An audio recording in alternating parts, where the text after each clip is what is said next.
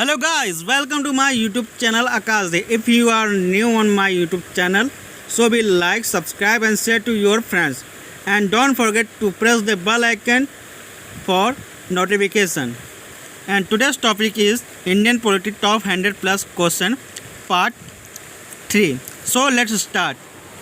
आज का पहला क्वेश्चन दिया हुआ है, भारतीय सभा की स्थापना की गई थी। ऑप्शन है 10/6/1946 को, या ऑप्शन बी 9/12/1946 को, ऑप्शन सी 26/11/1949 को, या ऑप्शन डी 26/12/1949 को। इस प्रश्न का आंसर जो दिया हुआ है ऑप्शन बी 9/12/1946 को। भारतीय सभा का गठन कैबिनेट मिशन योजना के तहत 1946 को हुआ था। पहली बैठक 9 दिसंबर 1946 को डॉक्टर सच्चिदानंद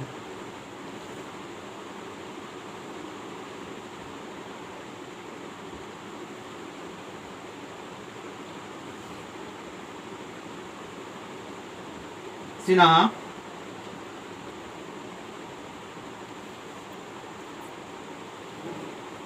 की अध्यक्षता में संपन्न हुआ था। अब चलते हैं हमारे अगले प्रश्न पे। अगला प्रश्न है, भारतीय संविधान सभा की प्रारूप समिति के अध्यक्ष थे। Option A doctor Rajendra Prasad, option B Jawaharlal Nehru, option C doctor B.R. Ambedkar, option D Purushottam Das Tandon. इस प्रश्न का आंसर जो है option C B.R. Ambedkar.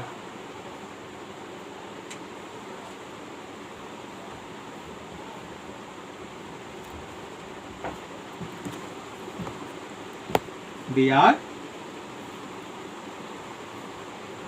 Ambedkar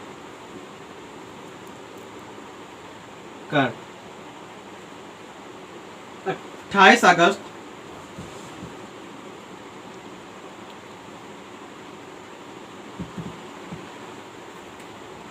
1947 को संविधान सभा ने देश के महान बुद्धिजीवी व संविधान मामलों के विशेषज्ञ डॉक्टर अम्बेडकर की अध्यक्षता के प्रारूप समिति का गठन किया था।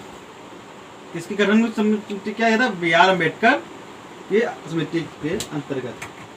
अब चलते हैं हमारे अगले प्रश्न पे। अगला प्रश्न जो दिया हुआ है,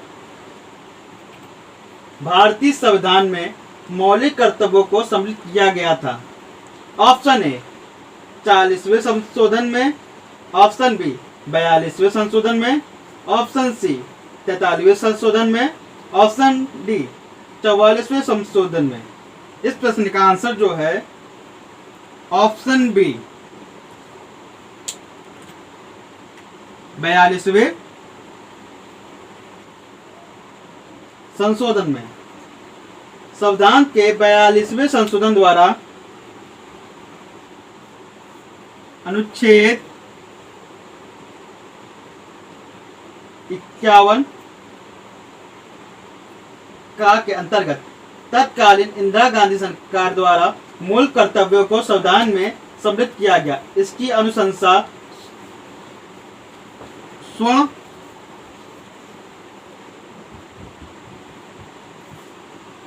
सिंह समिति द्वारा की गई थी। अब चलते हैं हमारे अगले प्रश्न पे। अगला प्रश्न जो दिया हुआ है, भारत में संघ राज्यों का प्रशासन होता है। ऑप्शन ए राष्ट्रपति द्वारा, ऑप्शन बी उपराज्यपाल द्वारा, ऑप्शन सी गृह मंत्री द्वारा, ऑप्शन डी प्रशासक द्वारा। इस प्रश्न का आंसर जो है ऑप्शन ए राष्ट्रपति द्वारा।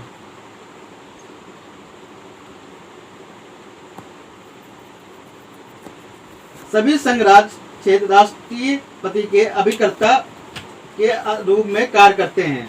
प्रशासक होते हैं। संविधान के अनुच्छेद 239 में यह वर्णित है कि राष्ट्रपति प्रत्येक संघ राज्य क्षेत्र का प्रशासन अपने द्वारा नियुक्त किए गए प्रशासक के माध्यम से उस मात्रा तक करेगा जितना कि वे राष्ट्रपति ठीक समझता हो। अब चलते हैं अगले प्रश्न पे। अगला प्रश्न दिया हुआ है, एक वर्ष में कम से कम कितनी बार संसद की बैठक होना अनिवार्य है? ऑप्शन ए 1 बार, ऑप्शन बी 2 बार, ऑप्शन सी 3 बार, ऑप्शन डी 4 बार। इस प्रश्न का आंसर जो है ऑप्शन बी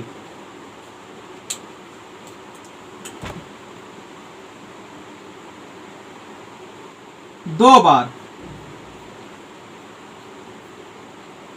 राष्ट्रपति समय समय पर संसद के प्रत्येक सदन को बैठक के लिए आमंत्रित करता है। प्रत्येक अधिवेशन की अंतिम तिथि के बाद राष्ट्रपति को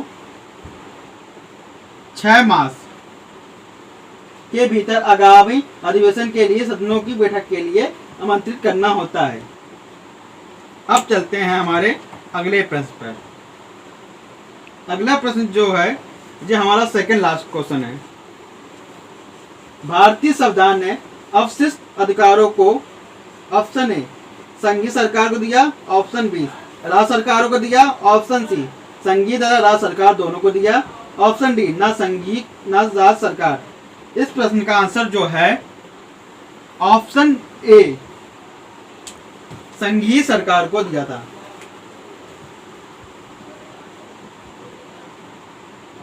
संघीय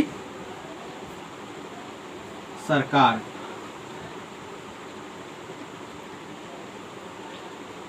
अनुच्छेद 248 में अनुच्छेद 248 अवशिष्ट विधायी शक्तियों अर्थात जो तीनों सूचियों में शामिल नहीं है को केंद्रीय सरकार में निहित करना है, उन पर केंद्रीय सरकार को अनन्य रूप में विधिक बनाने के शक्ति प्राप्त है। इससे संबंध भारतीय पद्धति अमेरिका, स्विट्जरलैंड, ऑस्ट्रेलिया के संविधान में अपनाई गई पद्धति से भिन्न है। इन संविधान में अवशिष्ट शक्तियां राज्य सरकारों को प्राप्त हैं, जबकि भारत में केंद्र को इसमें यह परिलक्षित होता है कि हमारे संविधान निर्माता भारत में एक सबल केंद्र की स्थापना करना चाहते थे। अब चलते हैं हमारे अगले और लास्ट प्रश्न पर। लास्ट प्रश्न जो दिया हुआ है, भारत में वह मंत्री जो संसद के दोनों सदनों में से किसी सदन का भी सदस्य नहीं है, उसे मंत्री के पद से मुक्त होना जाना पड़ता है। इस प्रश्न ऑप्शन ए 6 माह बाद, ऑप्शन बी 1 वर्ष बाद, ऑप्शन सी 2 वर्ष बाद, ऑप्शन डी 3 वर्ष बाद। इस प्रश्न का आंसर जो है ऑप्शन ए 6 माह बाद।